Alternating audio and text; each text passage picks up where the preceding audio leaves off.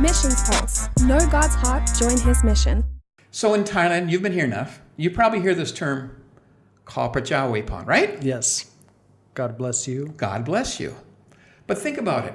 Here in Thailand, we have lots of Phrazhao. I was just going to say, I was in a cafe just the other day. I was sitting down on my computer. Mm-hmm. In walks a monk wearing full saffron robe, sits down next to me, and someone walks up to take his order and says, Sawadee Kap Phrazhao. Hello, God. Yep. How are you today? Can I take your order? You got it. And so he's God. But I just prayed to God and said, God bless you. Who am I asking to bless? You got it right there. Okay. And so when you say Kap Phrazhao to a non-Christian, we can say it to Christians all the time because we know who our God is. It has become Christianese. It is Christianese. Okay. And so when I say that to a taxi driver, yes. Okay, Kap Phrazhao, they're like, oh, are you asking the king to bless me? Oh, that idol over there? They don't know what you're talking about. Because everything or many things are can called Phrazhao. Phrazhao, God. Exactly. Okay. We use that word Phrazhao. Yeah. So I say, why don't you just change your language slightly? Okay. Call Yesu. Jesus bless you. Yes. Because who is Jesus anyway? The Son of the living God? Well, he is God, right? He is God. He is God. Yes. He's the true God. And Correct. he's the only God that you can save you. It's the only name that you're saved by. Yes. Okay? So that's another huge boulder that we have. If you listen very closely to Thai pastors, and I do this a lot, Maluchik Phrazhao, come know God. And they're like, which God? Why don't we just say call Maluchik Yesu, come know Jesus? Because that's what's correct anyway. There's no other name under heaven by which you're saved. It separates. So you're talking about a little bit beyond contextualization, it sounds like. I don't like the word contextualization. I knew you were going to say that.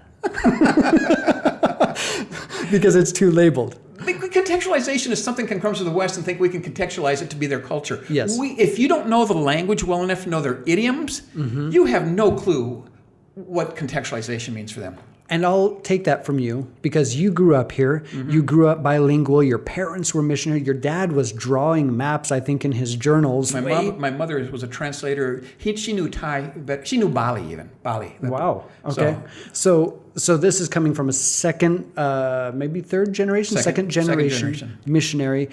Beyond contextualization, so you challenge people, okay, that's one of the hindrances, this rock, our language, our terminologies. You're saying that's one of the main reasons after 190 years of Christian presence or missionary work? But I'm going to go another level down for that. Okay, all right. I knew you would. This is too shallow. Let's get deeper. One of the other things is the Christianese. Okay? Yeah. I will tell you, most of the tracts in Thailand are written for Christians. They're full of Christianese. I'll give you an example of my own life, what happened. So it has to do with language. And it also related to that is how we make the gospel story so difficult. Okay? For the Thai Buddhist mindset? Or for the Thai anybody mindset? in the world, I'll go that far. Wow, okay. Okay, we've made the gospel so difficult. You're like curious now, what in the world are you talking about? So when I started up meeting with Somsak, right after this movement started, I started doing research right away. I started getting in there and talking detail. And I asked him, "Pom mi kam tam." I have a question. Because there was a time where I was just so confused. I was like, I had to literally wash my brain of all my Western, I call it Western triangular filters. And you're someone who's grown up here, so you have less than the average. Oh yeah, but overseas missionary. But most, if you've gone to a seminary in Thailand, you're full of Western filters. I see. Okay. So one of the things they said is, Dwight, you speak very good Thai. When we went to a village, they go, you share. Like, really? I get to share?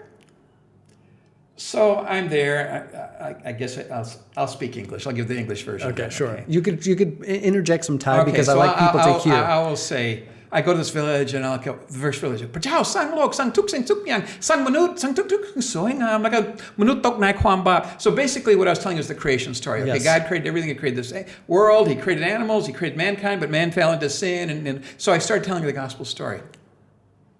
Then I did another one and I started sharing something else. And then another one. At the end of the day, after 3 villages, Pastor Somsak's wife, Ajahn Raji wrote, who I love dearly, said to me, she goes, she didn't know me. We weren't close at that time, but she goes, Dwight, I'm sorry.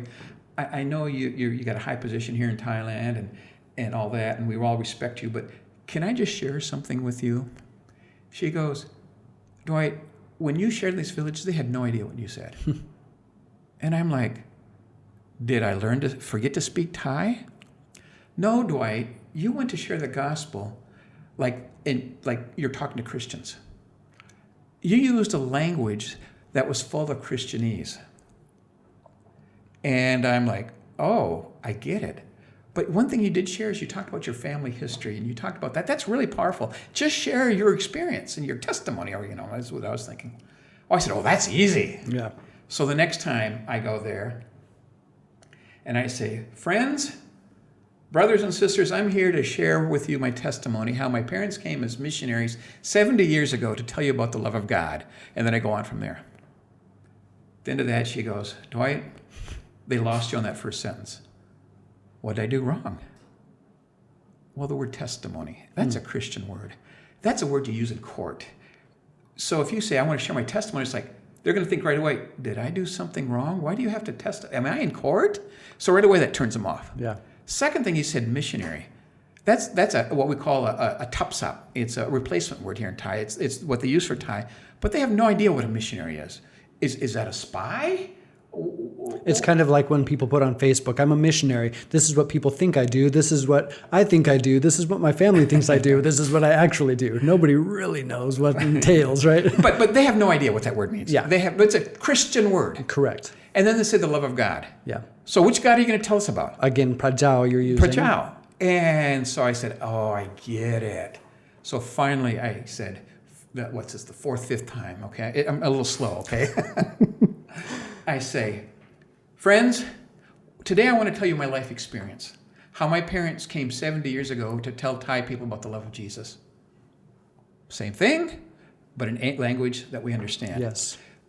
So the whole concept of Christianese, I have discovered most discipleship materials are full of Christianese.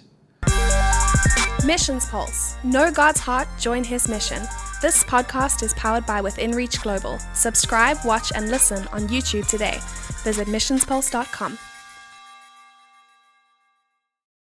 Thank you so much for watching. If you enjoyed that video, leave a comment below. Tell me what you thought. Also, you might want to check out this video here, and honestly, that one's not bad either. Make sure you subscribe to Missions Pulse by clicking the subscribe button right here, and also click that little bell button so you get notified every single time we post a new video.